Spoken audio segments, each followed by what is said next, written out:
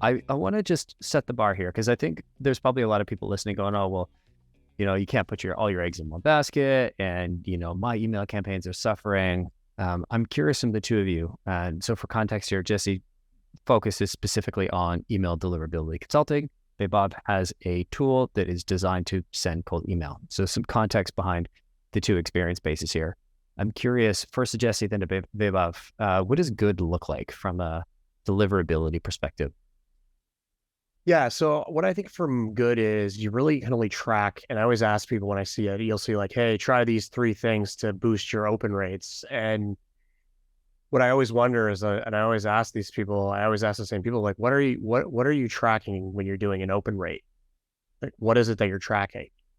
And then when you hear the answer, it's about 99% of the time it's wrong, right? They say they're tracking how many people open their email.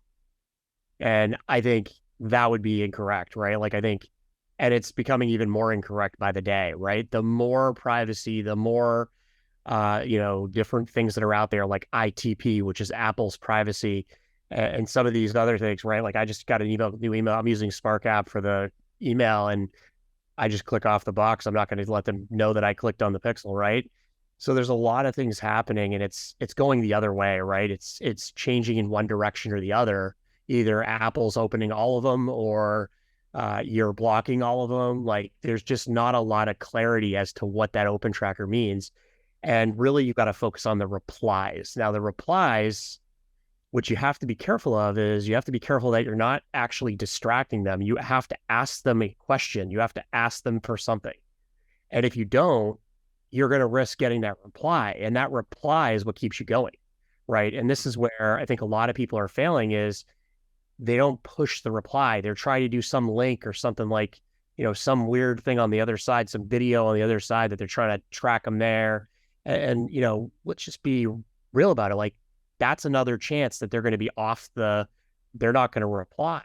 So what's really working is to use email as it was intended, right? When it was built in the early 70s, and became more of it's an internet protocol. And if you use it that way to communicate with people, it's a really, really strong way to do it. And if you know the laws of the country, you always want to follow the laws, but there's no sort of like social media czar on it that's kind of watching, you could send more and it can come from you, right? It's not like social media where you would have to create, a bunch of fake bot accounts where you can actually send emails as you, and you could send as many as you want, really.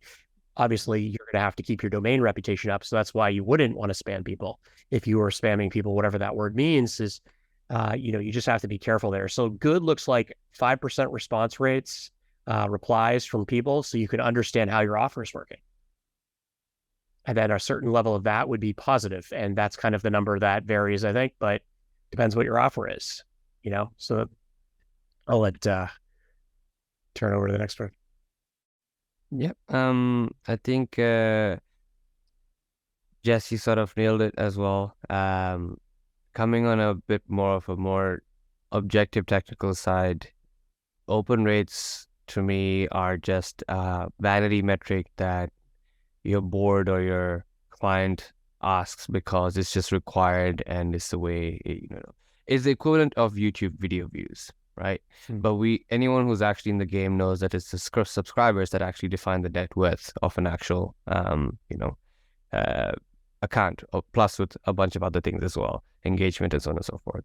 So it's a dead metric. To be honest, what are you trying to get out of it? People say, I want to see if they land in the leads inbox, but that's not true with the amount of proxies, botting that exists in this day and age at the moment, especially with Apple's mail protection policy that now governs almost half of all internet traffic in the world. So, does it really hold any value anymore?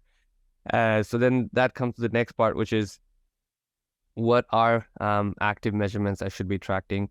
I don't want to give a broad brushed answer because it's so dependent on what you're trying to get. Like Jesse said, if you're trying to get a click, then you obviously don't care about the replies. If your intent is to get a reply, then there'll be more. But if we really want to look at an ideal response rate, something that anything below that should be a flag for you.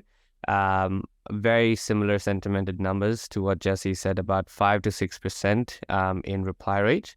And then of that 5 to 6%, you need to try aim for at least 5 to 15% in positive response rate. That means people are showing intent signals that are not don't message me or I'm out of office, and people are looking. So out of every 100 people that reply back to you that you manage to invoke emotion out of, at least 15 ideally should say, yep, I'm keen to see what you've got.